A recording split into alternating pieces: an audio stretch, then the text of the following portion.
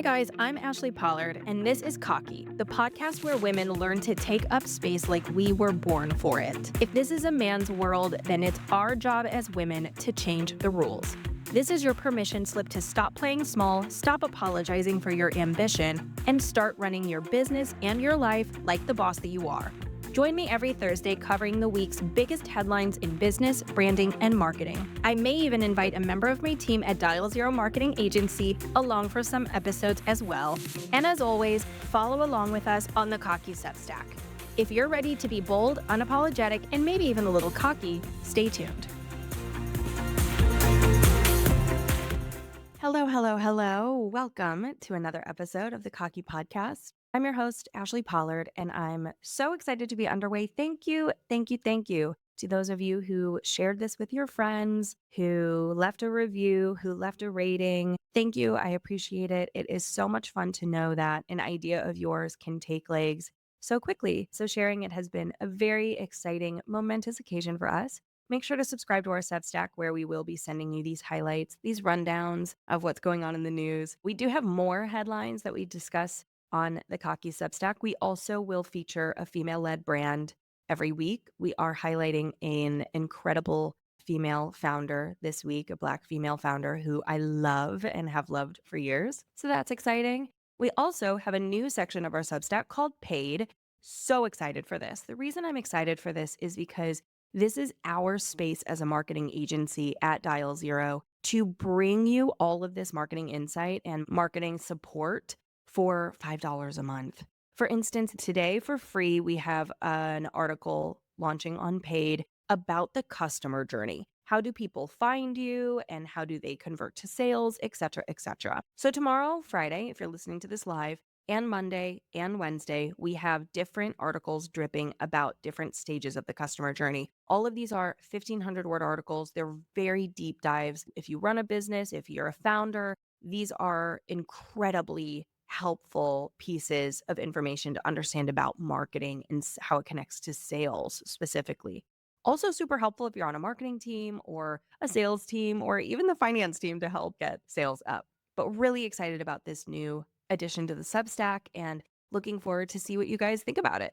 Now, before we dive into this week's headlines, I want to introduce a little section of the Cocky Podcast. I don't know what we're going to call it yet. Maybe you guys can come up with something. But I have to make some clarifications about the past episode. Now, I don't think this is going to be a one-off. I do think that probably in many of our episodes, there will be different updates that I want to get you up to speed on, ways I want to clarify my language, or some things that I got wrong. In this case, I got something wrong on the last episode. I could be embarrassed by it, or I could be grateful that you guys are such a great community. One of you sent me a really kind message, and I realized that I had been completely misunderstanding all of what I was reading about a particular topic. What I had gotten wrong was that I said that Greta Gerwig's project Narnia was slated for this year, this Thanksgiving, when in actuality, it's next Thanksgiving. That does also make me feel a lot better because the filming I said was in July, and I was like, how are they going to turn this around for Thanksgiving? It makes total sense now. So I do want to just kind of like redact and change that piece of it.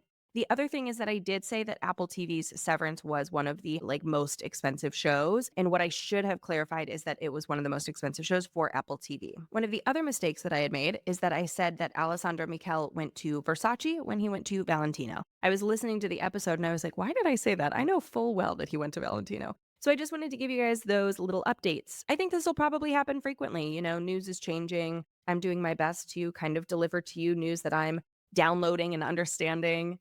And I welcome the feedback. Bring it to me. This is what this community is all about. I love you guys so much. Let's dive into this week. The first piece of news I want to talk to you about is a little thing called NVIDIA. I don't know if you guys know about NVIDIA. I polled my audience and it was quite mixed. And I'll be honest, it was only recently that I started learning about NVIDIA, but I don't work in the tech space. I don't work in the AI space. So, you can't be everywhere at once. But what's interesting about NVIDIA, this is a massive topic of conversation. And it may relate to you, it may not relate to you, but I do think down the line, the implications of this conversation will end up affecting you in some way. Kind of reminds me of that Devil Wears Prada scene where she's like wearing the blue sweater and Miranda Priestly says, you think that you're just wearing a blue sweater, but that blue sweater was chosen for you by the people in this room. about like how big ideas do distill down to the everyday American. I love that scene. One of the best scenes in all of movies. Let's just be so real.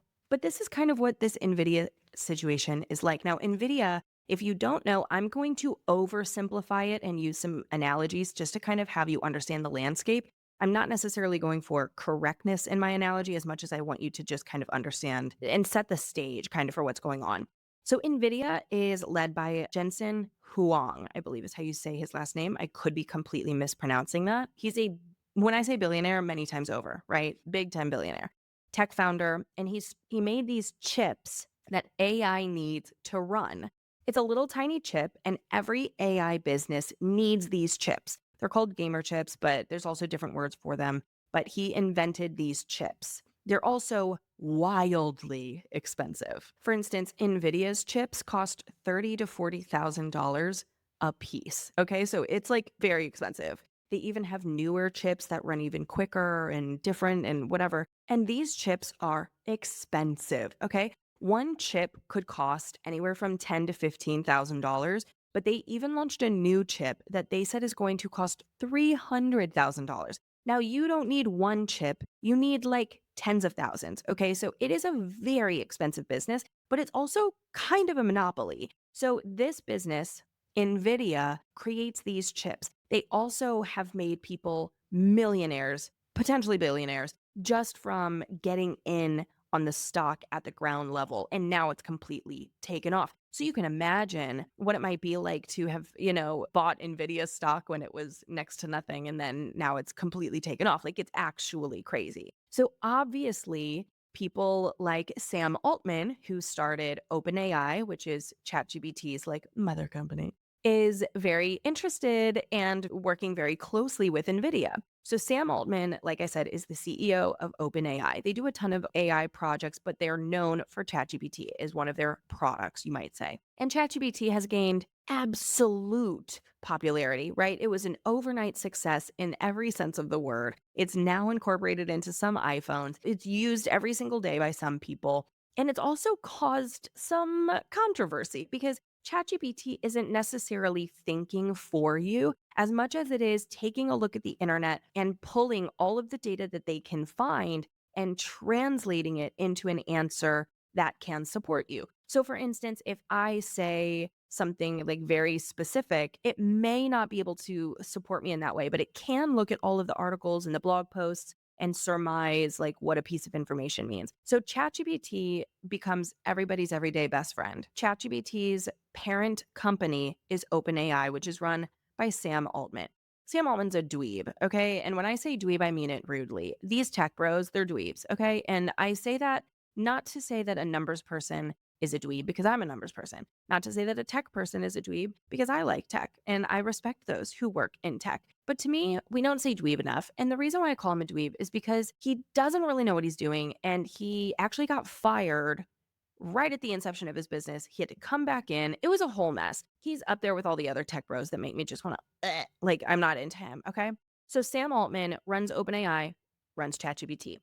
Sam Altman needs NVIDIA chips, but in a way, they've kind of created this like synchronistic, I don't know if that's a word, monopoly because you cannot rival ChatGPT and everybody needs NVIDIA chips. The other problem is that Sam Altman created a lot of controversy with ChatGPT because, in essence, if you've ever written a blog, if you've ever written a press release, if you've ever written an article, your information is being used to create these answers within ChatGPT. So there's also this question around, you're accessing my work without my consent. We also see this a lot with DALL-E, DALLE, DALL-E, which is an image generating AI within ChatGPT. I don't know if it's OpenAI, but it is integrated, where that's also pulling from art, paintings, photography, and can create AI artwork for you. And so there's been this conversation around like, sure, it's quick and yes, it's helpful, but it's also draining natural resources and it's hurting all of these creators. Now, this is where the drama gets crazy, okay? I hope that you've stayed with me. NVIDIA makes the chips. Sam Altman needs the chips for ChatGPT. So then, overnight, okay, DeepSeek comes along. DeepSeek, one word, deep in the ocean, I'm seeking out an answer. DeepSeek comes along, and DeepSeek launches their like Temu ChatGPT. Okay. Like it is not necessarily the best version, and it is engaging in, you could say, censorship. However, looks the same, operates pretty closely. And the difference is that they are working even quicker than ChatGPT, which requires less chips. DeepSeek also bought a ton of chips when they were more affordable. So they have the AI power, and they're working on like an absolute minuscule fraction of the energy that ChatGPT is. So DeepSeek comes along, overnight launches this other language model, which is basically what ChatGPT is called. It's called a language model. Launches this AI, with this language model, and kind of freaks out the tech world. And we come to find out, this is where I just laugh my ass off, you guys. I actually have to laugh. It's so funny to me. I get so annoyed by tech bros. Okay, so basically what happened is that DeepSeek learned about how ChatGPT works from ChatGPT. And it kind of like took a back end look into the structure of the data, and they found a way to do it cheaper and quicker than ChatGPT. So what's so ironic is that what ChatGPT does to writers, creatives, anybody who's ever created anything for the internet, DeepSeek is doing to ChatGPT in essence, and making it quicker and in essence stealing from it. And so ChatGPT is like, you can't take this. This is our creation. And I just think it's so funny watching, because I'm like, isn't that our conversation that we're having with you, ChatGPT? Like, hello. It's so funny to me. Now, amidst all of this, they lose an enormous amount of money, okay? It was the biggest market loss in history. NVIDIA stock plummeted 17% by the close of the US markets, okay? It was a $600 billion loss. $600 billion is a number I can't even wrap my mind around. For instance, somebody told me once, if you calculated 1 million seconds, you would have about a week. If you calculated 1 billion seconds, you would have 32 years. Like, listen to that again. 1 week of time is a million seconds, where 1 billion seconds is 32 years. Like, that's crazy to think about the difference of million to billion. And then to think about $600 billion. That is unbelievable. On this one day alone, Jensen Huang, who is the CEO of NVIDIA, he personally lost $20 billion. Like, that is money that I will just never be near in my life. Like, never say never, but like genuinely never. I will never be near hundreds of billions of dollars in my life. It's just not going to happen.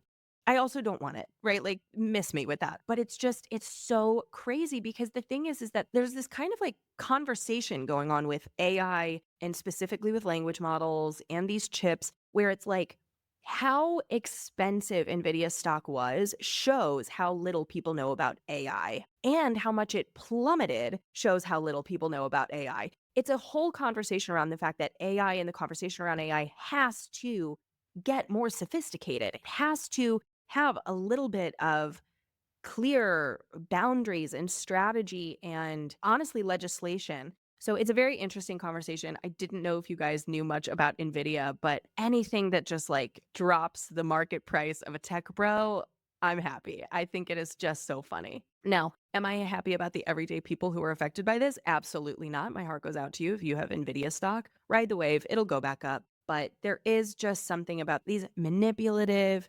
monopolistic, oligarchical monstrosities of ego-driven men in the tech world, and they just gotta go. That's what the point of this podcast is that if they can put out a product that basically steals from Americans and, well, no, all global creators, we have every right to launch our business.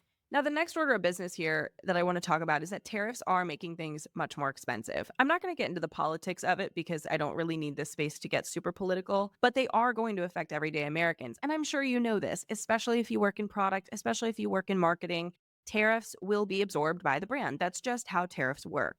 And so, one thing that I was kind of thinking about is like, how do some of the brands that we work with, because I do consult on many of the brands that you may know and love. And so, I'm curious, like, how do we tell these consumers about the tariffs, if at all? And how do we make space in our margin to support it? And so, one thing that I was kind of thinking about that I wanted to share with you is this idea of transparent pricing. It kind of reminds me a little bit of how Everlane started. If you don't know Everlane, they're basically a really great basics company. They kind of remind me of Quince, which is kind of taking off right now.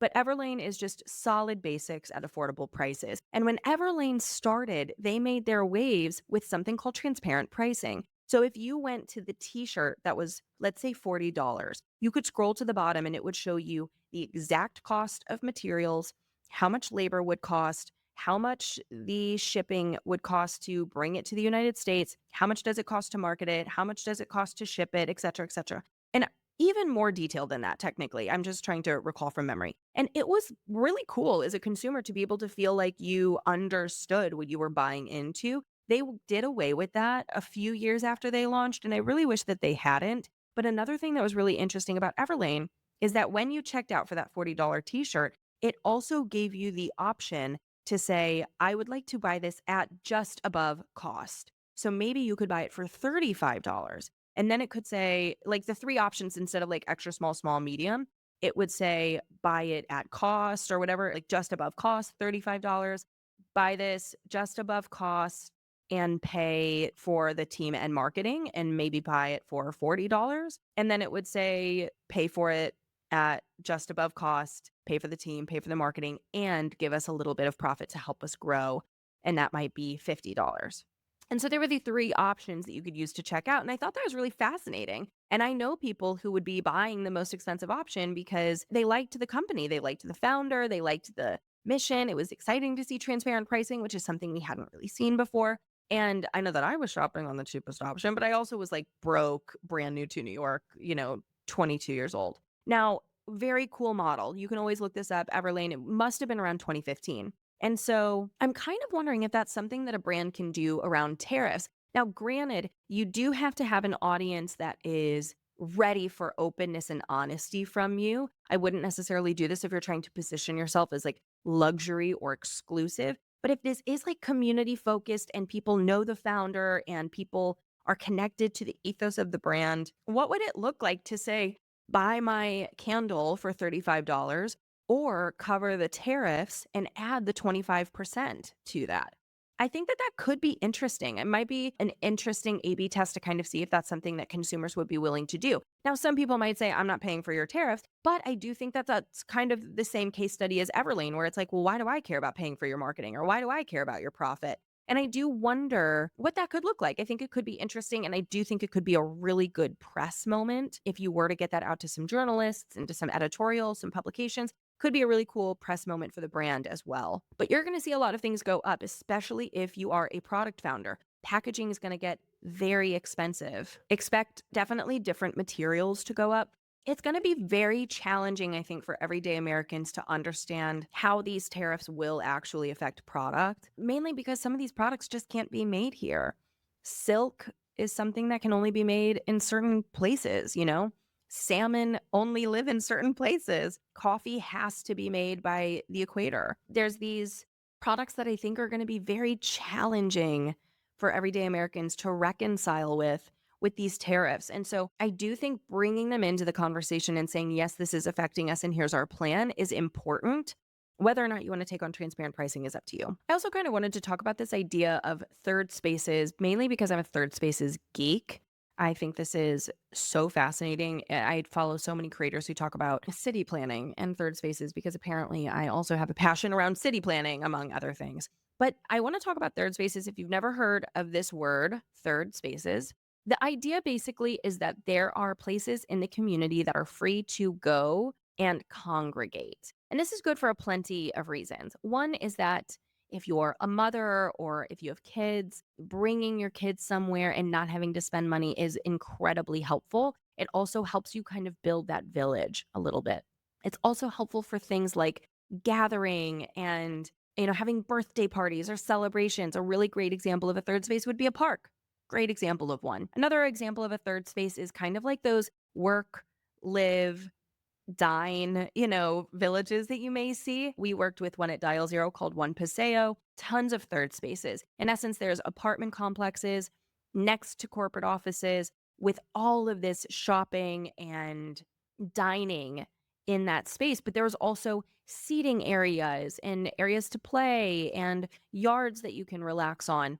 And so this idea of third spaces has been kind of important in city planning as cities grow, especially for those who maybe don't have homes or who are currently without a home. It's nice for them to have a space that they can sit or sleep or anything. And Starbucks has kind of been a safe haven of third spaces for quite some time, where their bathrooms have always been open to the public. And this was a decision on behalf of like taking a community approach and saying you can come in and you can use the restroom. Well, they've recently done away with the bathroom access. And it's creating quite a controversial back and forth about whether or not this should be allowed. On one hand, some retailers don't allow you to use the restroom if you're not shopping. Other retailers, maybe like Target, you can go use the restroom. Some retailers don't allow you to park and stay overnight in their parking lots. Others, like Walmart, do. And so it does kind of create this back and forth, this conversation around how do coffee shops take up space in this third space conversation, this congregating conversation, and in support of the people who are maybe like needing a little bit of extra help in your community. Like, how can you empathetically give back to them? So it has sparked a very interesting debate. And I would challenge you to kind of maybe have those conversations with people that you know and love. Like, where do you stand on the public access to restrooms in coffee shops as Starbucks, who is, I would say, the leader in the space, does away with this access? Next up, I want to talk about our friends at Vuori. I don't know if you know Vuori. It's super soft fabric. It kind of rivals like an Aloe Yoga, Lululemon, but those are obviously like different demographics. But Vuori is one of those other athleisure companies that are doing rather well. Now, they recently got an investment of $825 million. And that's a massive amount of money, which also increased their valuation to $5.5 billion. So that would say that the company of Vuori is valued at $5.5 billion. Now, first of all, you could say that that's a lot of money, and you're correct. However, I do want to share that Aloe Yoga is valued at $10 billion, Lululemon's valued at $50 billion. So it is small in comparison to its competitors, but still a lot of money. Now, receiving an $825 million investment is a sign that the company is still expanding and that there is opportunity for it to scale. It's not a public company, so there's no stock there. It's a privately held company. And people do think that this investment is them prepping for an IPO. Now, we've been seeing a really massive downturn in IPOs. And what I mean by that is that companies aren't IPOing as much anymore, which basically means that they go on the stock market and it can explode a business. It can tank a business. Again, one day I'm going to talk about Birkenstock because that was one of the worst decisions that they ever made. And I said it millions of times and no one wanted to listen to me, but that's okay. But Vuori is considering an IPO, I would say. This is probably their last ditch effort to raise money, to build the team out that they need, to show the type of ROI and KPIs that they need to be hitting in order to IPO strongly. Now, this could be good for them. They have a stronger valuation. It's a tough economic climate, and they're still selling a rather, I would say, expensive garment. They have a cash injection, which is good for, probably retail growth, I would assume, maybe like more global retail growth, just to make sure that they're poised for an IPO. And they also have investors that are a little bit more stable to me. They have General Atlantic. I don't know much about Stripes, but that's who also invested into them. And they're a little bit more strategic and structured, rigid investors, whereas their initial investment was from SoftBank. And we don't like SoftBank here. Maybe you like SoftBank. I don't like SoftBank. SoftBank is known for making very risky bets off of emotion. I mean, SoftBank has so much money. So obviously they've probably made good investments as well. Their portfolio has to be diversified. However, SoftBank is the person who like bankrolled WeWork and basically gave them an enormous amount of money just because the guy liked Adam Newman. SoftBank also gave Billy McFarland their money. Like, there's a lot of people that got money from SoftBank that you're like, oh, if you guys all run in the same crowd, I don't think I want to run in this crowd. And Vuori, I don't like that they're SoftBank boys. Like, I don't really like that club. It's not really a club I want to be a part of. What's interesting though is that SoftBank did not participate in this last round of fundraising. And so basically what works is that you have rounds, right? Series A, Series B, Series C, etc. And SoftBank came in, I believe it's the B round, and invested. They invested $400 million in 2021. And that was an insane amount of money at that time, in my opinion, even then. And what's interesting is that typically your investor reinvests at the next series round because they want to see you grow even further. Otherwise, it's kind of like we gave you our money and we're not giving you any more. It's not necessarily a bad thing, but it's not necessarily a good thing to see. The market's also much tougher right now. The brand is growing slower than I would have expected, and Alo Yoga is positioned for an IPO at around the $10 billion mark. So I also think it's tough. Like, Lululemon's already IPO'd, and Alo Yoga is aiming for an IPO. And so it's like, now you want to at 5.5. Like, I just don't know if they're going to be able to get there. Maybe they can. I don't think it would be this year that they'd IPO. Maybe it'll be next year. But it does matter how they use this money. It's going to be either the growth or the downfall of Vuori. And genuinely, I do kind of think it might be the downfall. So I'm worried a little bit. The valuation is a bit shaky for me. And my hope is that if they can leverage this into higher revenue opportunities and expanding specifically internationally, then they'll probably be in really safe hands. And I would assume that they're going to, right before you IPO, you want to go global anyway. That's kind of your way of saying, like, we have so much opportunity on the horizon and we've started it, not we have so much opportunity on the horizon and we haven't quite yet. So my hope is that they do the right thing to focus on profitability, more revenue growth, and international expansion. Would I be investing? I don't really care to be on the same cap table as a SoftBank. I also would never be invited to invest in something as massive as like a Vuori. Would I buy stock? No way. I would buy stock in Alo Yoga before I would buy stock in Vuori, but that's just me. So I think it's going to be very interesting. I try to stay away from anything that SoftBank does. They have a really bad history. I don't like the people that they've invested in. Tesla, Adam Newman, Billy McFarland. It's just not a group. It's not a good group. So that's my take there. Another really crazy piece of news in the brand and business space is that AG1 Athletic Greens, which you may know, that was super viral influencer brand. You'll see people pouring like their packet of greens into their water. It gives you all your vitamins and nutrients, and it's priced relatively normal, but they've taken the internet by storm. I mean, there was a time that I was like, everybody on the planet is using Athletic Greens. I think everybody at this point has tried Athletic Greens at least once. Now, here's the thing. AG1 has definitely taken some marketing approaches that I don't always subscribe to. For instance, they were kind of like a flood the market type of brand. And the problem is that, like, the majority of the feedback that I've heard about Athletic Greens from the people that I know is that it tastes disgusting. However, it was so viral that everybody wanted to try it once. And so it was a little bit of a cash grab. I don't know that you're building the strongest equity, but there are some really diehard people. And a lot of influencers made a lot of money from AG1. So I'm curious to see what happens if they veer away from influencers, if people start to come out and say, we were just kind of doing this because we got paid. But what's fascinating about AG1, they did one thing that I very much enjoy seeing is that they only sold one product, and they only sold that one product for 14 years. 14 years. Now, all the time I hear from people like, oh, and we should launch this and we should launch this. In fact, I go into that a little bit on my episode about the future of product and brand marketing, which you can go listen to. But I say that, like, you cannot be like introducing new product, new product, new product. That is a creative move. It's not a strategic move. It's not a smart move. I love to see a brand that has one product that they sell like crazy. I love to see a brand that has three. Launching new product consistently definitely can make you money, but it's not going to make you a business. And so I do think that what they have here, last year they made $600 million. Like, okay, get it, AG1. And they did mention recently that they are expanding into more of an empire. They're expanding their product offering. They're looking into, I want to say, vending machines, I read. There's a lot on the horizon for AG1, and I'm excited to kind of see what that growth looks like because I'm hoping that with the cash that they've amassed from their sales, how they use it. I'll be interested to see kind of like how that plays out, and I'll keep you posted. In some more culture media related news, we have the first podcast ever signs with Dear Media. You may not have heard of the first podcast ever. It is funny. It's by Aaron and Sarah Foster. Their father is David Foster, who's famous. And the first podcast ever is a funny title because they're funny people. And not only that, they are the ones who wrote Nobody Wants This.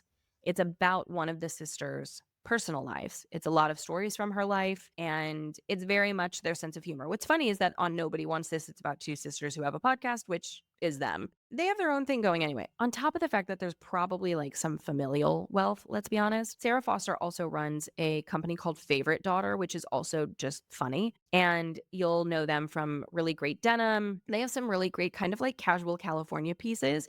And they've made some pretty good waves in the fashion industry. You'll see them on Revolve and Nordstrom. Definitely a favorite brand of influencers. Expensive, but the brand definitely has a stronghold in the fashion industry. So Sarah Foster also has this product company. Aaron Foster, I believe, supports On Favorite Daughter. I hope I'm not getting them confused on who's who. Well, I'll tell you at the beginning of next week's episode. But Aaron Foster is the one who wrote Nobody Wants This and sold it and told that story about her life. Now, why am I telling you about the first podcast ever by Aaron and Sarah Foster? The reason is because they signed with Dear Media, which continues to shock me. I don't know what is in the contracts at Dear Media, but there's so much talent that is independently doing very well. Independently, they're getting great ads. Independently, they're making great money. Independently, they're going on tours. And to sign with Dear Media when independently you're doing well has always been something that I'm curious about. Now, I'm sure that there's a reason. I'm sure that there's a great reason. I would just be curious what it is. Now, why I bring this up is because Dear Media is competing recently with the Unwell Network. If you're not familiar, the Unwell Network is led by Alex Cooper, massive business mogul. She's 30 something years old, 30, 31. And she not only has built a massive empire of media brands below her, especially with her podcast, Call Her Daddy, which is such a great name. So cocky of her. Love it. But the Unwell Network is now signing new upcoming talent, fresh voices. And I would say that they're prioritizing things that would make me assume Alex Cooper feels a certain way.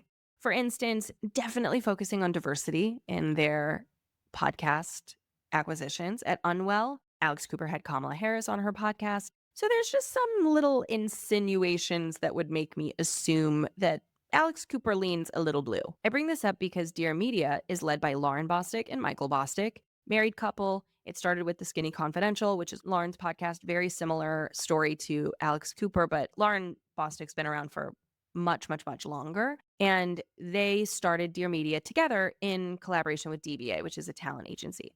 Now, Dear Media has kind of become Lauren and Michael's child, the way that Alex Cooper, like her child, is the Unwell Network. And at Dear Media, it used to be like poised, cool, sophisticated influencers and a little bit of like fun, flirty, like talent or like just like silly talent.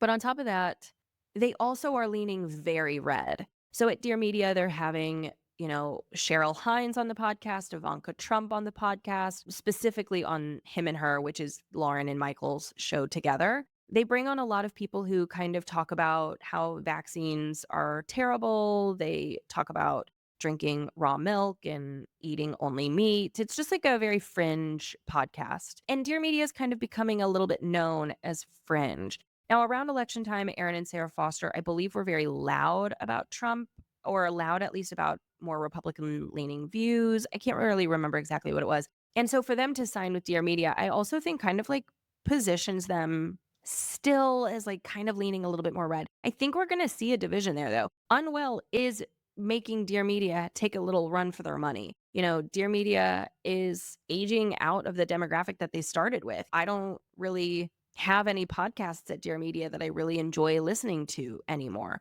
I've kind of been listening to them and I'm kind of bored by them, or they're not talking to me anymore, or I'm not interested in them anymore. Unwell Network is skewing a little bit younger, but they're also doing marketing substantially better.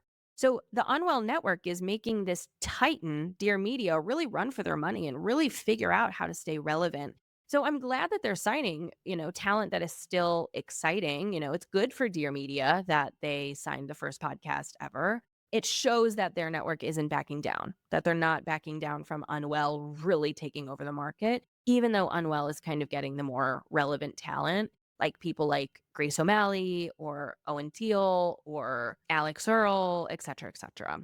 We'll see. I mean, I don't really want either of them to be super political by any means, but if you vote with your dollar, you also vote with your listens. And I like to know that the Unwell Network is something that I can support a little bit easier. Guys, we have to talk about Enron, which I doubt you ever thought that I would say. Now, if I'm talking to my demographic, which means that you're like in your mid 30s, mid to late 30s, then you maybe remember Enron a little bit. If you're younger, maybe you don't know, but Enron basically just had a ton of really bad financial schemes and went bankrupt. It would be the equivalent of like a Microsoft going bankrupt or something. Like it was a huge problem. And Enron, it kind of became this staple in the financial world of like what not to do. A lot of people will learn about Enron in college, I assume. But what's so funny to me is that this group of college kids bought all of the Enron trademark for $275 in 2020. Now, all of the stuff with Enron happened like 20 years ago. So they probably weren't doing anything with it anyway. Like they filed for bankruptcy, right?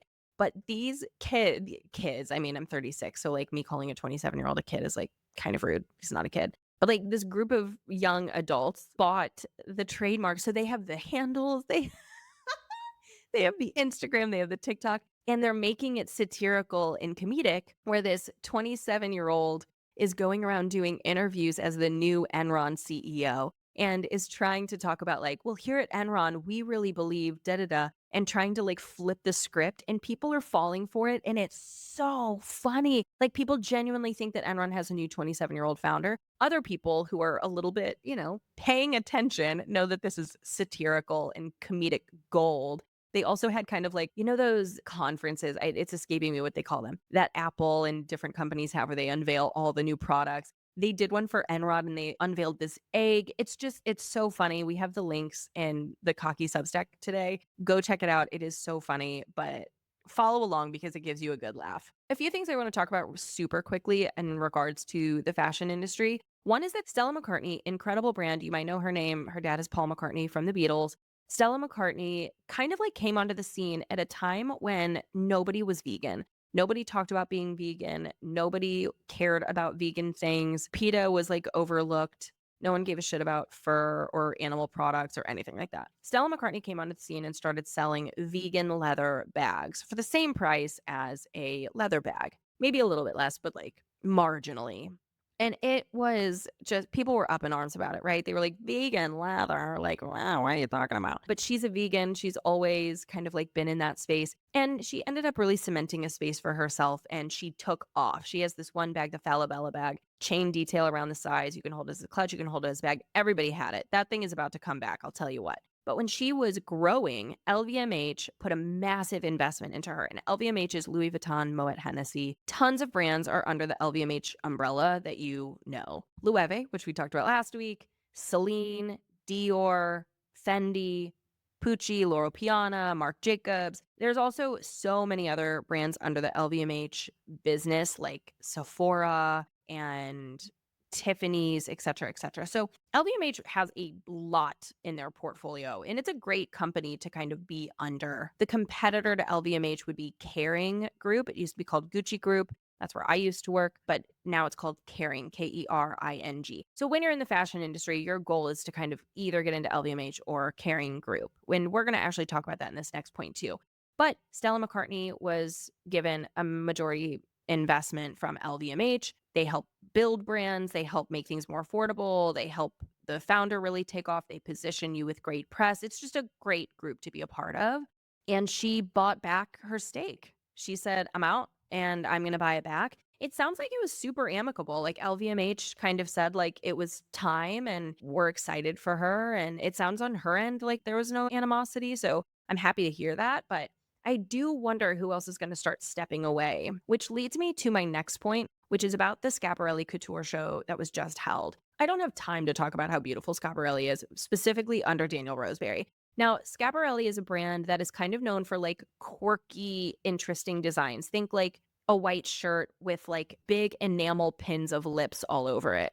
Very quirky, very feminine, very kind of silly. It's almost like if Jonathan Adler ran a design house. But Schiaparelli has been around for a hot minute, and Daniel Roseberry's taking it by storm. Everybody is looking at Schiaparelli lately, specifically because of Daniel Roseberry. And he's just brought such great craftsmanship to the brand, such great content, such great product. His inspiration is bar none. And his work is, in my opinion, truly some of the best that fashion has had in recent years. But just like Stella McCartney was at LVMH and now she's independent, Schiaparelli's not independent, but they have investors and they have support, but they're not necessarily part of a house. Now, I do know that Todd's Group has invested in them, but Todd's Group doesn't have Schiaparelli listed on their site, and it would definitely be their like golden egg, you know? Now, I do have some mixed feelings about the future of Schiaparelli, specifically the future of Daniel Roseberry, because I want him to stay there for a little bit longer. I think that it's not necessarily Schiaparelli that's doing well or Daniel Roseberry that's doing well. I think it's him at Schiaparelli that's doing well. And I want him to stay there, but also LVMH wants to buy Schiaparelli. And I wonder if Stella McCartney leaving LVMH might prompt Schiaparelli's team to stay outside of one of these groups to keep the house independent, mainly because a part of me wants him to kind of like maintain that level of independence that you can get when you aren't part of a group. But on the other hand, I need him to get the recognition he deserves. And he is kind of those like, if you know type of creative directors. Like people can rant and rave about Louis Vuitton and Gucci, but that's so boring. The true artists that I think are really making waves are people like the Daniel Roseberrys of the world. And so I would love for him to get his moment. Now, maybe he doesn't want a moment. Maybe that's not for me to say. But part of me does kind of want him to go to a group so that he can have that like expansive opportunity. And I've been thinking like, where would I have him go if he left Schiaparelli? And it would have been the Loewe of the past, where we talked about how Loewe used to be like the art gallery mom.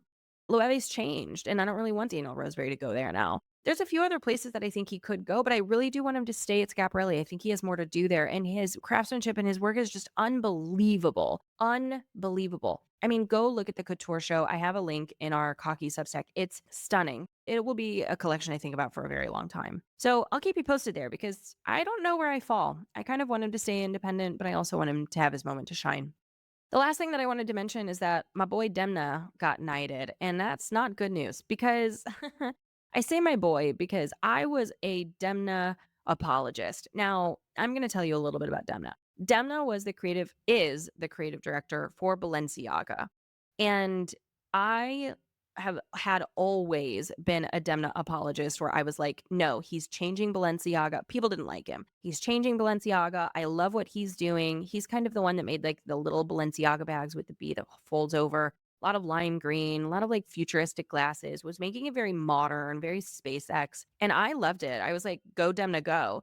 But then he had the campaign that rocked the world that basically had like child labor and like I think there was like some sexual innuendos in it with like this child photo shoot. It was really bad. It was really, really, really bad. Balenciaga got fully canceled. People were boycotting it, selling their product. And Demna is still creative director of the brand. And so I'm no longer a Demna apologist. Like he's not apologizing. He's not really doing much to fix his image. So I'm not going to do that for you, my dude. But he got knighted, which is very interesting. And I'm like, really? So we're just going to look past all of that? But I mean, there's always going to be somebody who can be an apologist for great art. And I guess that the country of France is part of that. That's a rundown of all of the topics that I wanted to discuss with you today on the podcast. I also have a lot more on here in the COCKY Substack. Things like the stock market and how the Dow is dropping 500 points, DEI being rolled back. What does that mean for Black founders? Because they're telling us what they need. Road Beauty coming to Sephora, which was a little bit drama. Apparently, Selena Gomez was kind of blocking that. But a lot of really interesting things. Something with Lena Dunham and Netflix, Lady Gaga's new album, more about the Sirius XM and Unwell Empire move, stuff about the Grammys, just like interesting headlines that maybe you'd be interested in reading. So Make sure to subscribe to the COCKY Substack. We also are talking about an incredible Black-owned brand that you can find in Target, led by a creator that I've been following for years, and she's just such a gem. We also have 3 tips on how to be cocky this week, so make sure to check out the Substack so you have that as well. But I also wanted to end the week with somebody who was cocky this week, and maybe I'll make it funny and call someone out who was cocky and say, this person's being cocky because of course they are, like a Billy McFarland. But maybe there's other times when a woman is cocky and I'm like, yes, get it. And so the woman who was cocky this week is our girl, Chappell Roan, my Midwest princess. I love Chappell Roan since the minute I heard about her. I found out about Chappell Roan right after her album came out, and I felt like I was listening to an underground artist. And then overnight, she was a success. I've loved watching her soar. She is such an example of an honest artist in modern times and fearless, risk-taking, completely herself. I just adore and respect and admire her so much. And she just won the Grammy for Best New Artist. Yes, was she my slated pick? No, I had slated Doechii, but Doechii won in her own respect, so we're okay with that. Chappell Roan won Best New Artist. Love that for her. Love that for us. And in her speech, instead of thanking her family, instead of thanking the label, which maybe she did thank a couple people, but she actually pulled out her diary, which she tends to do at awards shows when she wins. And she basically read a letter to the label saying, pay us and give us health insurance because we are making you so much money and I can't afford to go to the doctor. Okay, so give us health insurance. And I just thought, fuck yes, bitch. Like, that is what I want cocky to be. Okay, I want you to take your moment with the mic and do something that's going to make things better for people, right? Like, that's incredible. Is she going to piss people off with that? Yes. Are people going to be like, we don't want you to be like political on stage? Of course. But she did it anyway. And that's kind of the point of cocky, is saying, I know I'll get backlash, but I'm doing what I think is right. Hell yeah, let's do it. Guys, I'll catch you again next time. Make sure to follow along on Instagram at Cocky Ventures because we are keeping you updated with headlines in real time as we see fit. We're not going to flood your timeline. It's basically going to be like the big things that we think are interesting. Make sure to follow us on LinkedIn as well. We do share some really great kind of like tips and tricks on the Dial Zero LinkedIn. Definitely subscribe on Substack because we do these rundowns. We have a little letter to you from me. We have the female founders that we highlight weekly, ways to be cocky this week. And then finally, if you want to upgrade for $5 to the paid version, because I'll tell you what, in our paid newsletter, we are doing 4 separate articles all about how to make money from social media content. This is stuff that typically I charge $1,500, $2,500 for, and we're giving it to you for $5. It's the best deal you could possibly find, and we are here to help women make money in their brands and in their business. Thank you for tuning in, and we will catch you next week on the Cocky Podcast. Now, before we go, I have one simple favor, and that is to rate, review, and subscribe this podcast if you loved today's episode. It really helps us get the word out. Then head over to the Cocky Substack for even more insight stories and bold takes. You can follow along with Dial Zero Marketing on Instagram or with me personally at Ashley_P, ASHLI_P. Stay bold, stay unapologetic, stay cocky, and I will see you next Thursday.